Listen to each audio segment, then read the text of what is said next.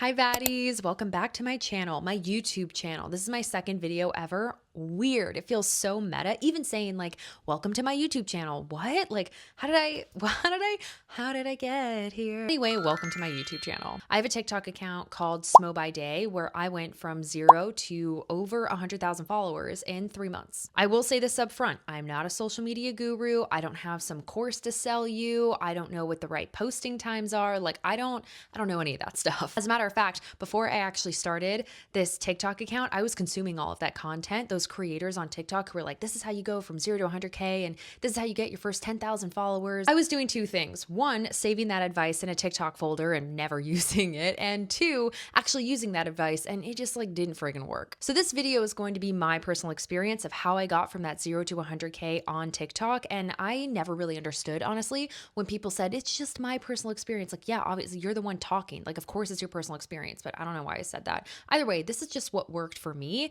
And I haven't really seen a lot of these things posted by other creators who have had this level of success on TikTok too. I'm in the AI, finance, and crypto space, which are industries and niches that I had personal experience in actually working in. I digress. I also have my iPad here because I have to write things on my iPad. Let me turn it on. I started by scrolling. I know scrolling on TikTok is totally demonized, but I did it in a way that was kind of strategic, but also mindless. I was liking everything that I actually liked, like double clicking, morning routines, nighttime routines, product videos, tips videos, money videos, funny videos. After a few days, I went into my liked folder area on TikTok and looked at the videos that I had double tapped on. Here's the part that people hate admitting.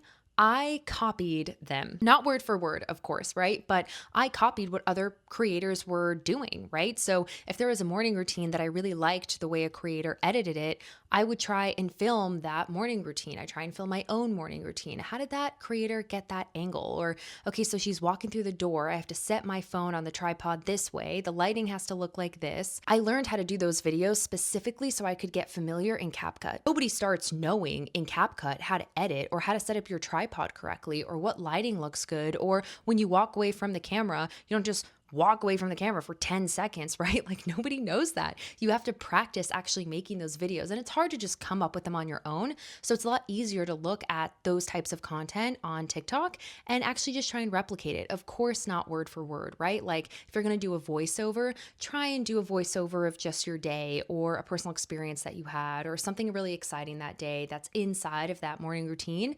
But yeah, I really just copied a lot of what other influencers and content creators were doing of content that I really enjoyed consuming. If they have a really cool font on their videos, try and find that font. Where did they get that font? Is it on CapCut? Is it on TikTok? Oh, okay, they made it red. How'd they make that clicking sound? How do you do sound effects? Like, if you want to get good on TikTok, you can either go just the yapping away online kind of thing, or create videos that are aesthetic and clean or educational, whatever it is.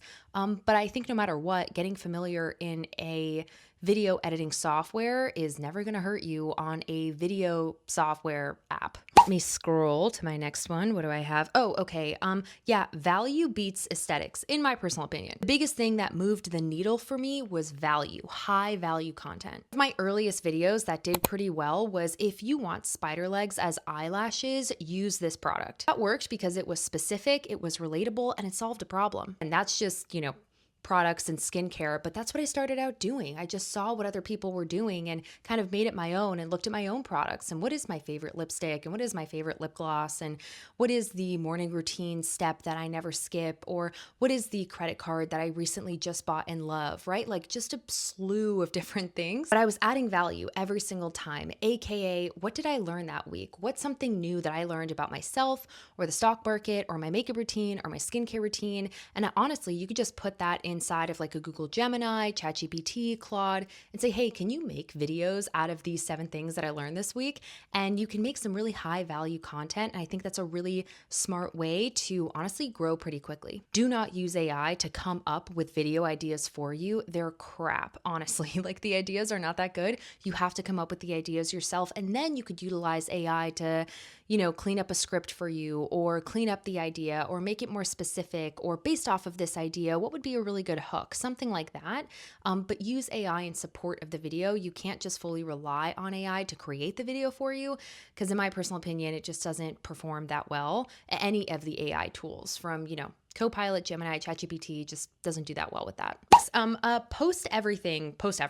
Morning routines, product videos, tips, day in the life, travel vlogs, work from home with me, throw spaghetti at the friggin' wall. Do not niche down, I swear to God. Number one, I think it helped me get familiar with editing and creating different types of content, AKA the morning routine content is going to be different than me just sitting here and talking to you content, right? How awkward do I look on camera? Or, oh, that lighting was weird. Or, oh, I had that hair sticking out that whole time, right? Like you just don't know, or you don't think about those things at first. So throwing spaghetti at the wall is honestly your best bet, because you don't know what's going to pop off. And that actually brings me to my next point. Dun, dun, dun, dun. Capitalize when something works. When a video does really well on your page, do not move on. Automate it. Answer comments, turn comments into videos, build a community in the comment section, and make more videos about that topic. If that video popped off, that means that people are searching for it or they watch it for a long time. AKA, you can make other videos similar to that more people are going to watch and more people are going to spend time watching, right? If a moisturizer video does really well, here are 3 drugstore moisturizers that can help you with your dry skin. Or here are the 3 lip glosses that help me with dry, cracked lips. Or if you're struggling with dry skin in the springtime, here's the foundation that I use for blah, blah, blah. Like maybe you're just the dry skin queen or something, but that does mean that people are searching for dry skin remedies, right? Kind of a weird metaphor there, but that's the idea. Another tip too is, well, not really tip, even how I personally use TikTok is as a search engine. I honestly use TikTok to research things more than I use Google. Sorry. Before posting, I always search the topic of the video that I'm about to post on TikTok and actually filter in the upper right-hand side, post it in the last 3 months and sort by like count. That's a really great way to see in the past, recent months for this topic, what do other creators talk about? How do they talk about it? What is their caption and what are their hashtags? I think that's actually very important to understand, especially when you're first starting out. You don't know what hashtags to use and you don't know what SEO terms to use within your caption. So looking at other creators and seeing the similar video that you're about to post and what they used for their caption that ended up being viral or had a bunch of likes. Obviously try not to copy it verbatim, don't copy it verbatim. That's stupid. But look at the SEO terms that they have. What is the text on screen that they have? And what are the hashtags that they're using? And then just use them on your videos. Screw it. Next point. I know everyone says start a series, and I agree. I think a series is a really great way to get yourself familiar with actually editing different types of videos and building consistency. So having some form of responsibility is really helpful, because if you're just making videos and kind of randomly posting here and there, look, if you want to go from 0 to 100K, that's not going to work. You kind of have to be consistent with it. And because of that, I think creating a series also builds maybe a little bit of a community, right? Of people and followers who are expecting a certain type of content from you and expecting a certain type of cadence of content from you. So I think it does build a level of consistency and responsibility with TikTok and social media too. I know it helped me initially when I started my account, doing a work from home series. That really made sure, day 1 through 30, I was posting every single day. I was editing, I was making videos, and I really made sure I held myself accountable because I had a bunch of followers who were expecting me to post that type of content, or at least that's what I thought, right? So I think it does help holding yourself accountable. There's also something to be said for as you are building a series, don't totally knock creating other types of videos, which is what happened to me. In my work from home series, it was doing really well, and I was continuing down that path. I was looking at other categories that interested me personally. So AI, crypto, engineering, finance, coding, brain, knowledge, whatever. I wanted to make videos about that too, right? So I still included other types of videos, and that is how I had my first extremely viral video, which was, I think it was like 3 finance tips I incorporate into my life, blah, blah, blah, because I saw another creator post something similar to that. I was like, oh, okay, I kind of want to create that content too. That sounded interesting to me. So I made that content, even though it had nothing to do with my work from home series. I didn't stop throwing spaghetti at the wall, right? I still had my series series, but I still created other types of content too, because I hadn't had some crazy, crazy viral video yet. Not that I was looking for that, but I think it's still good to create a diverse type of content when you're initially starting, because that's what kind of did it for me. I also wanted to add some miscellaneous items here. There are a few, but kind of, random important things. I blocked all of my contacts from my TikTok account. So nobody who has a TikTok account that is linked to their phone number, who also has my contact, never got a notification that I created this account. This allowed me to be and feel a little bit more free on the account, not think about people from high school watching me or people from college or whatever, even though who cares? But there's something to be said for feeling super perceived by people. And sometimes it's easier when you're starting out your account to be perceived by total strangers. So that was something that I did. And I did not wait to look perfect every single time I made a video.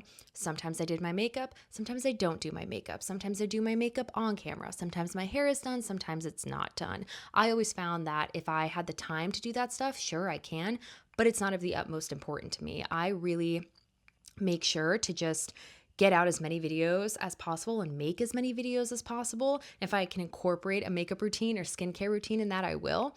But I don't hold myself accountable to looking a certain way on TikTok. What I talk about is important, and I focus more on the value add that I'm providing, not necessarily, looking, having makeup on or always having my hair done, which I do, right? I have it right now, but I don't always. I don't hold myself to that. I don't hold myself to that expectation. Another one is I do not force a best friend type of tone. I know a lot of people have a very casual way of talking to the camera and interacting on TikTok, like with a very casual sort of ethos to them. I try and do that, of course, but I don't put pressure on myself to talk a certain way. Of course, sorry, I had something in my throat. I don't put pressure on myself to talk a certain way or look a certain way or be so casual or feel like you're talking to your best friend, which I feel like a lot of people have that advice now, is just be casual, act like you're talking to your best friend. And you know what? Sometimes that's hard to start out with. So maybe it's easier to talk about a topic that you know a lot about, right? Where you don't have to be best friends and be so casual on camera, because it's hard to portray that when you're just looking at, 3 circles on your iPhone and being like, hey, bestie, like that's hard. So sometimes it's easier just to start out talking the way you talk about a topic that is interesting to you. Don't overthink about how you are coming across. I believe free information matters. So people love free shit, including information. So as much information and learnings that you can share, I think on TikTok, I think the more it's going to be well received, right? Of course, people always sell like digital budget planners and stupid shit, like money grabs and stuff. But at the same time, I think if you can contribute initially, just free information, things you've learned, things you know, knowledge that you've accrued, an amazing book series that you'd recommend and why, like just knowledge, right? Just sharing your learnings, sharing information, I think is also a really easy way. And one of the ways I think I really got from that 0 to 100K is just the freedom of information, which I feel very passionately about. One of the best pieces of advice I've heard for social media is somebody out there is waiting for the video that you're too scared to post. Like there's one girl out there who's going to watch your video and be like, oh my God, I've been waiting for this video my entire life. It feels like she's talking to me, or she looks like me, or she's talking about a topic that I was wondering about. Like there's one person out there, 100%, who you can help affect their lives in a really positive way. Maybe it makes them feel less alone, or maybe it helps them move through life easier or have a better relationship with their mom or dad or money or food or whatever it is. I got so lucky with the community that I have on my TikTok account. All the women are so nice. They're so supportive. They're always commenting like, pop off queen, you're awesome, blah, blah, blah. I'm like, oh my God, people are so nice. I know people are mean online, and I've gotten a few comments here and there, but overall, the women I've built, the community with have been just really kind. So anyway, yeah, that's my YouTube video. I just wanted to share those tips for anybody else that was wondering. If you have any other questions, please let me know. If you think I missed anything, or if you're somebody who's currently growing your TikTok account, share some of the tips below that you think have really helped you grow. Remember that when women understand their money, finances, AI, crypto, we don't just change our lives, we change our options.